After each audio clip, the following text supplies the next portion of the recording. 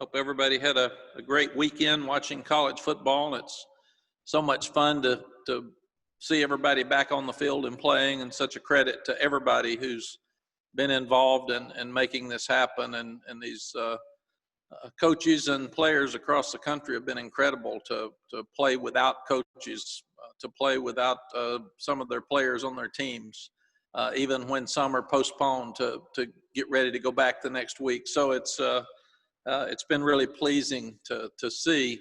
As I sat and watched games this weekend, I think the two things popped up to me. So it seems like there's been more comebacks, so maybe guys aren't in as great a shape as if we had the spring and the summer workouts like normal. So there's a lot of comebacks, so you got to play and you got to finish.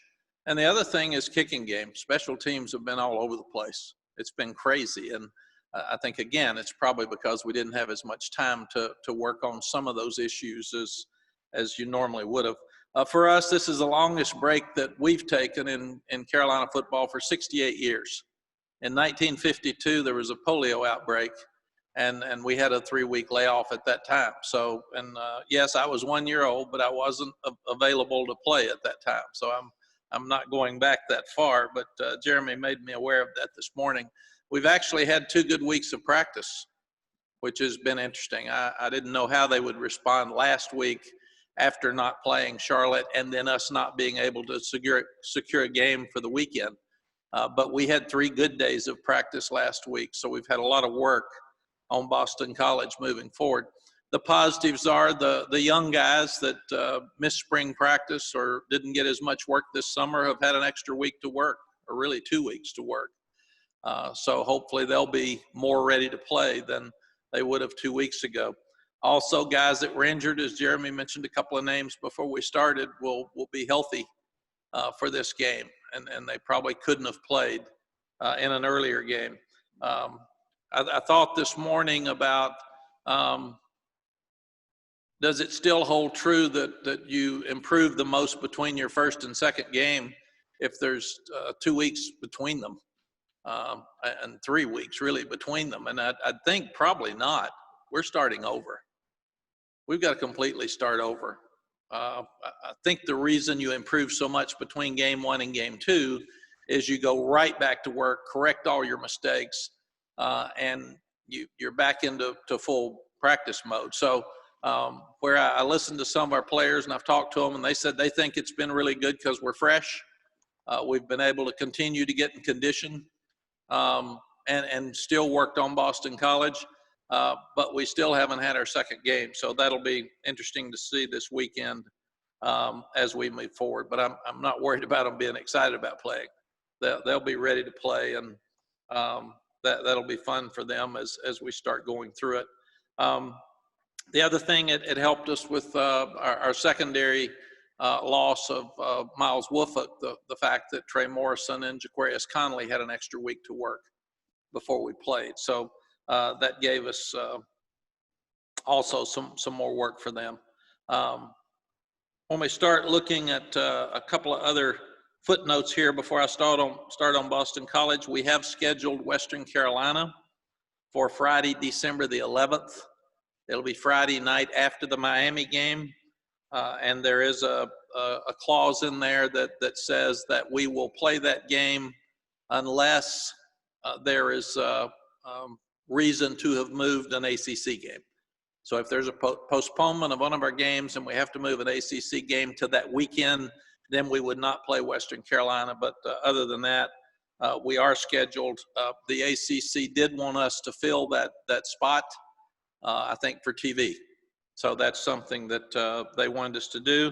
I'm also excited for our players' families that they will have tickets, their normal ticket allotment for our Virginia Tech game in 2 weeks. So that'll be fun to get the families back where they can see their sons play. And that's very, very important to us. And they're talking about 7%, unless that changes between now and Virginia Tech. It sounds like we'd have about 3,500 fans in the stands, which will seem like a whole lot after the Syracuse game. And at Boston College, the way I understand it, no families get tickets, and there will be no fans in the stands at that time. Jeff Hafley is 2-0 at Boston College. He was mentored by Greg Schiano, and Greg's one of the better coaches in the country, but definitely defensive coaches. He did a tremendous job at Ohio State. He actually played for Jay Bateman at Siena. Jay was a 26-year-old head coach, and he and Jeff are very close, and they've been good friends for a long time. And Steve, I've met Jeff on Zoom because of our meetings this spring. I haven't met him in person, so I'm looking forward to the challenge this weekend. He has them playing hard. They've really got after Duke, and last week didn't play as well against Texas State, but for a new coach with a new staff to have the confidence to hang in there and be 14 down and the team believe in them and come back and win the game, that's probably the worst thing that could have happened to us, because it gives them a lot of confidence coming into this weekend. Steve Adazio had a team of big, strong, tough offensive linemen and running the football, and that was his culture, a defense that played really, really hard. And Jeff's doing the same stuff. 4 of their 5 offensive linemen are back. All 4 of those guys got some awards in the ACC last year. They've got arguably the best tight end in the country in Hunter Long at 16 catches in 2 weeks, 174 yards, 2 touchdowns. So he is an impact player for sure. They've got a big quarterback that transferred in from Notre Dame that was very highly recruited, in Jerkovic. He's 6'5", 230. He's off to a really good start, and he didn't even get there till August. So every week that he plays, he's going to get better and learn more about their offense. So 2 really good backs in Bailey and Levy. Bailey's the 240-pound pounder, and they would like to stay on the field and keep the ball against us because they're a lot bigger than we are up front. And you've got Levy, who's a special teams captain that can play really, really well in space. And then 2 wide receivers, Flowers, who can fly, and Gill, who's a transfer from Ohio State. So he's very talented as well. So offensively, those guys are good. You start looking at what they do defensively. Jeff was raised on the defensive side of the ball, so they forced 6 turnovers in 2 games. We've only forced 1 in 1 game. So that's a concern for us. They've got 2 really good pass rushers outside. With Valdez, 97 and 11. Shalal, they're both really quick guys inside.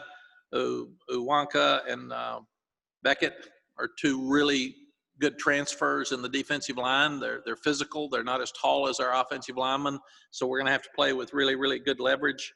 Probably their guy that they believe in is Isaiah McDuffie, number 55, the middle linebacker. He's all over the field, and he seems to be their spiritual leader. And then they're coached really, really well in the secondary. So it'll be a fun challenge for us. I'm excited about playing and getting back on the field and just seeing our guys.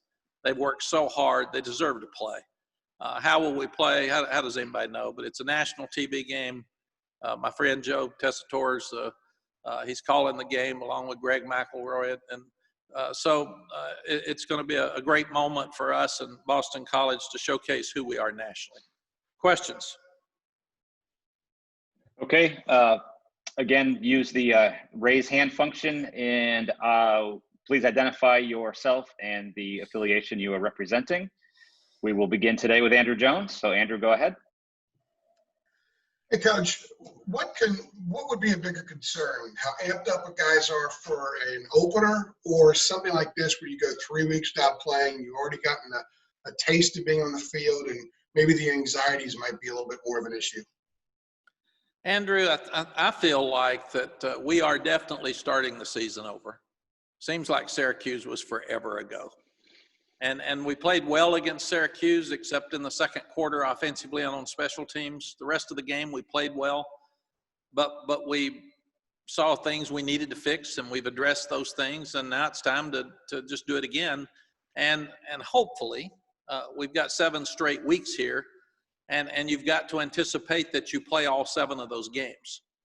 And hopefully each week that players will understand more how to handle COVID, and coaches will understand it. And like I said, we're seeing players missing games, and guys are going on next man up, and we're seeing coaches miss games and next man up. So also this will be our first time to travel.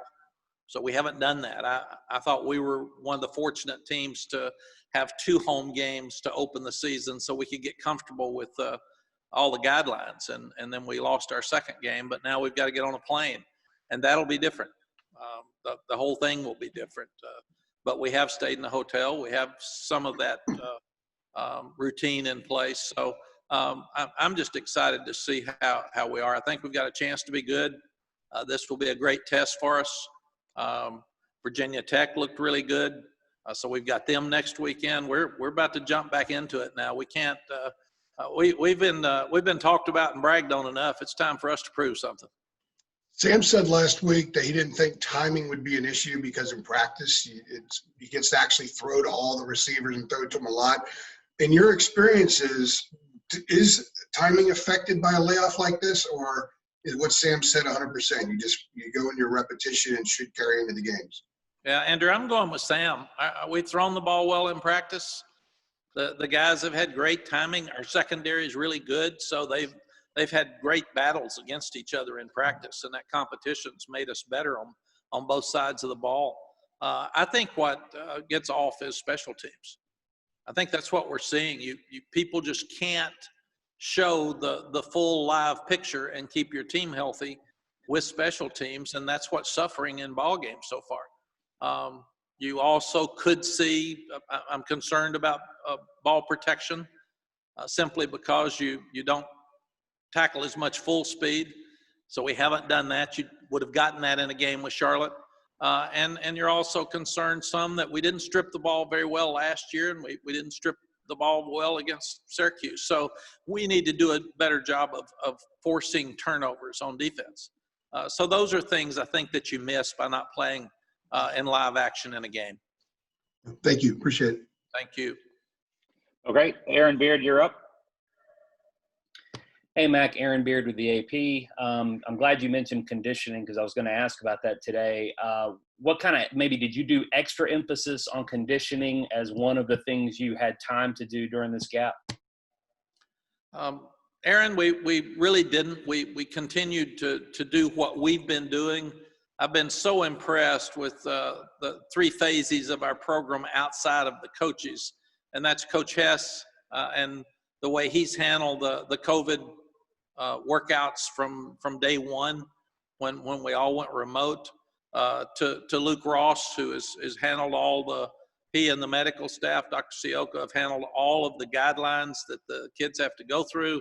I wasn't sure any of this was going to work, and our eating's working. The food's been good. We social distance at lunch, and then following up with Kelsey, our nutritionist. She's done a tremendous job. So we only had one player get cramps in the opening ball game, only one, and it was hot against Syracuse. And now we've had a couple of weeks to continue to run. And what we do, Aaron, we sprint everywhere we go in practice. So we don't run the old traditional sprints after practice that we all had to run unless we feel like someone has not gotten their running during practice. And your specialists, the receivers, the running backs, the defensive backs, they run the entire practice. So they're always in shape. It's the big guys that you worry about. So we've had a couple of those run extra, but we feel like that by and large that we're in good shape. And it's supposed to be 67 degrees. We check the temperature here and wherever we're playing every day of the game. So we want to know exactly what the temperatures are here so we can prepare our guys for what we're going to see. And it sounds like it's going to be a beautiful Saturday in Boston. Just to follow up on that, do you look at, I mean, you're talking about you play the way you practice and you run hard and so forth. Is there a difference between practice conditioning and game conditioning? And if there is, can you make that up even though you haven't played this game since September 12th? Aaron, in my 5 years in TV, the thing I thought I recognized the most that I didn't realize at Texas, you think you do, but I realized a lot of teams don't play hard and they get beat. And when we say, well, they were flat, that means they weren't ready to play. Well, they had a lot of turnovers. Well, they had a lot of mistakes. That means you're probably not ready to play because when you're focused and you're excited about playing, you usually take care of, you do the things you've been taught to do. So what we've tried really, really hard to emphasize more than anything else with our football team is you've got to give us 100% every time you go to a meeting and every time you walk on the field.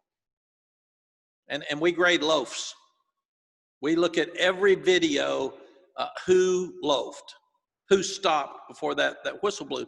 Obviously, you can't see the whistle blow on video, so we have a young lady out there that holds up a flag that means the whistle's blown, and they better run till they see that flag go up. And that gets you in condition if you run every play, and then we make them run on and off the field after it's time to switch out. So we feel like that our game speed, we're fulfilling that with the way we practice. And that's something we demand every day. Thanks, Mack. Thank you. Let's go to CL Brown. CL, go ahead. Hi, Mack. CL Brown with the Raleigh News and Observer. You've kind of alluded to it before in terms of the NCAA, how they're handling eligibility this year.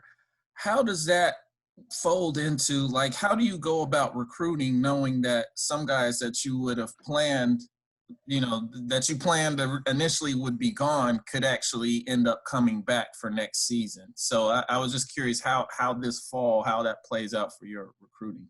Yeah, CL, it's very interesting. We're all sitting here looking at roster management now, and what does that mean? Because we've never had COVID before, so that changes a lot of things that you're doing. We've never had the NCAA come out and say this year doesn't count.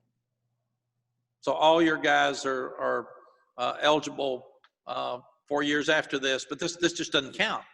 So then do your seniors go try to get a job when the job market's tough? Do your seniors go to the NFL if they're not really sure what round they're going to be drafted, but do they roll the dice? Because you have to determine by the second week in January. If you're a graduate, can you get in graduate school if you want to come back? Or do you have to be a grad transfer and go somewhere else? If you're not playing a lot, do you want to transfer? And all those things now are issues that weren't issues before. We've got 120 lockers in our locker room. Next year, we could have up to 97 guys on scholarship. And then what do? We don't have places to put them. So there are a lot of different things that we're having to look at we've never had to look at before. The most concerning thing to me, it won't affect this year's recruiting class. We had a lot of parents say, are you still going to be able to recruit my son even though you have some seniors that may come back? And the answer is yes. You still get your initials this year that you had. The big question will be, and not just your seniors will be gone next year if they come back. The big question will be all of the other guys that did not count this year in their eligibility means that we could have like 52 freshmen on our team next year. And then that really affects the amount of numbers that you may have available for the 2022 class.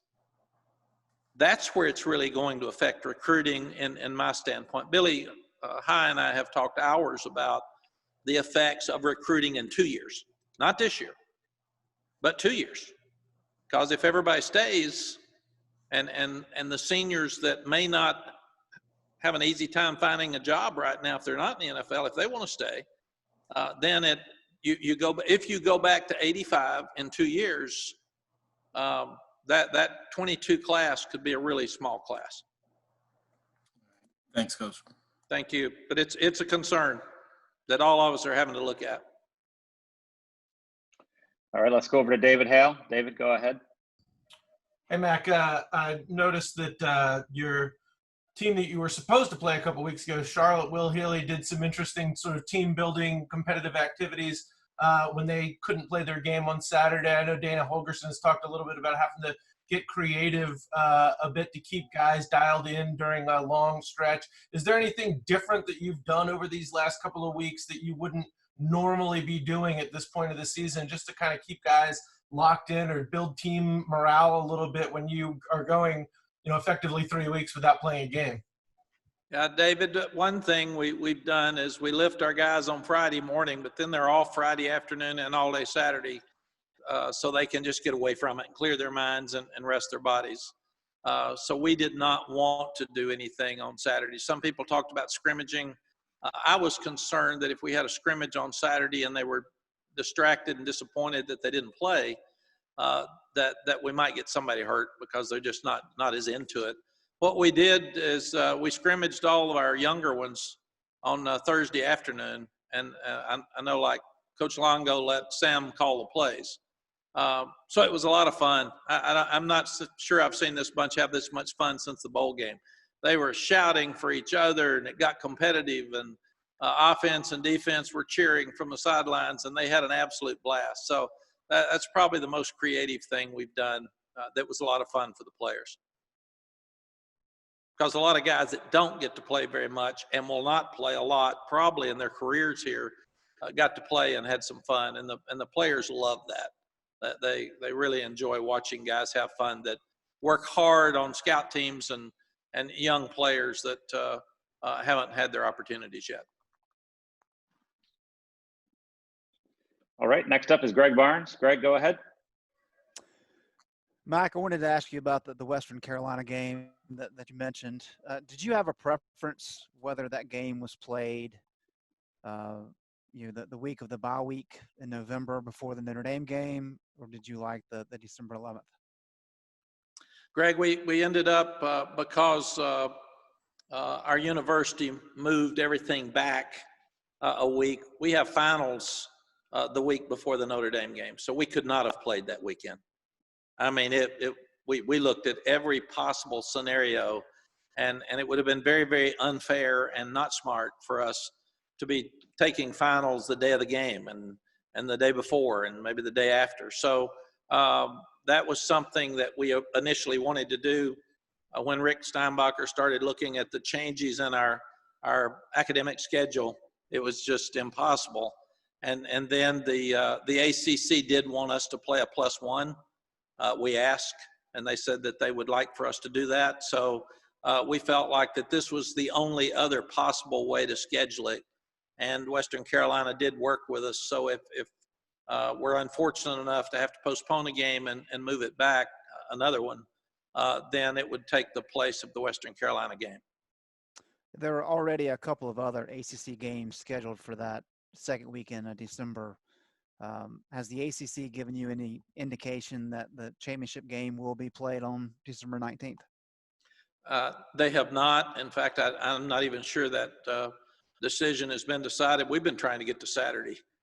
So we're wanting to play the ones this Saturday. So I haven't been able to worry about down the road yet. And I was just told a few minutes ago about the Western Carolina game. I mean, that popped up within the last 30 minutes. Okay. Thanks, Mack. Thank you.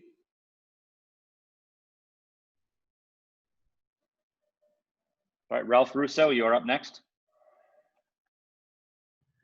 Hey, Mack. I was wondering, what are you doing with players, or what kind of plan do you have for players who have ended up in quarantine to keep them active, or maybe even a kid who tested positive is in isolation but is asymptomatic? So, you have a player who might be inactive per se for 14 days or 10 plus days. Is there anything you can do with those players beyond maybe encouraging them to do a bunch of sit-ups and push-ups to keep them active while they are in either quarantine or isolation? Ralph, we really can't. We obviously can communicate with them through Zoom, and they get to continue to go to class. But they have to have medical clearance before they can work out with us. And it's a very difficult deal, especially for someone who is asymptomatic, or even more so, someone who's in contact tracing mode, and they're in isolation. So the quarantine is one thing, the isolation is another, but we can't be around them in either case. And we have to take them their food and put it outside the door, and parents can't see them, and it's a very difficult thing. Even this weekend, I looked up last night. I think Boston may be an 11-hour car trip if you drive trip. And if we have a player or a coach or a staff member get a positive while we're in Boston, they can't fly. So they've got to get in a car with somebody who's already been positive, and they have to drive them home. So it's there are a lot of different things that we're dealing with right now. If you don't mind, if I can get a little follow up there, have your strength and conditioning guys maybe come up with some kind of like in-room program for some of these kids so they can at least say, okay, hey, here's some bands and just do the best you can? Yes, Ralph, we did that this spring because a lot of our guys didn't have access to a weight room because all their high schools were closed down when they went home, and most of them couldn't afford to go to a workout area, and most of those were closed for a lot of the spring anyway. So that's Brian Hess did an amazing job this spring of having kids just be very creative with their workouts. We had some that filled their backpacks with water bottles and ran and did sit-ups and push-ups, and it was just amazing to see how much these kids wanted to play, and that's why I'm happy we're playing, because they wanted to play and they worked really hard to prepare to play. And even if we don't play well, I think it's healthy for us right now to be playing. All right, let's go to Chapel Fowler. Chapel, go ahead. Hey, Mack, Chapel Fowler with the News and Observer. In the recent young guys scrimmages that you mentioned, who are some specific players who have stood out to you in the staff? I've got a lot on my mind, and that's not one of them. So it would be hard for me to go back in such short term here and stay. Most of them were freshmen or walk-ons, and it was fun to see them. But again, we graded that one on Thursday afternoon, and I've been thinking about Boston College ever since. So that'd be hard for me to come out and see. I do remember John Copenhaver catching 2 passes. So I do remember that. So but I can't go back and individualize those because I'd miss somebody. Sorry. No worries. Thank you. All right, Lucas, I believe it's Tomei. Apologize, I don't know your last name. Lucas, go ahead. Yeah, hey Mac, Lucas Tomei with the Daily Tar Heel. As you mentioned earlier, this is going to be the team's first road trip in this season of uncertainty. I was just wondering what the guys' feelings towards that were and how the team is handling the road trip different than how you guys normally would in a regular season. Lucas, I probably can't answer that honestly yet because it's so early in the week. And talking to our medical experts, one of the differences will be that they will ask us to wear an N95 mask. So we'll have social distancing on the bus and on the plane, but normally the guys can eat snacks and drink and do things they want to going up and back, and that will not be the case now. So what we will do is try to work out here. Then we'll hop on the plane and get up there in time to go eat dinner at the hotel, and we'll have our meetings there and put them to bed. And it's been so unique. I think we're fortunate to have had an opportunity to stay in a hotel here after the night before the opening game, because a hotel's a hotel and your roommates are different now.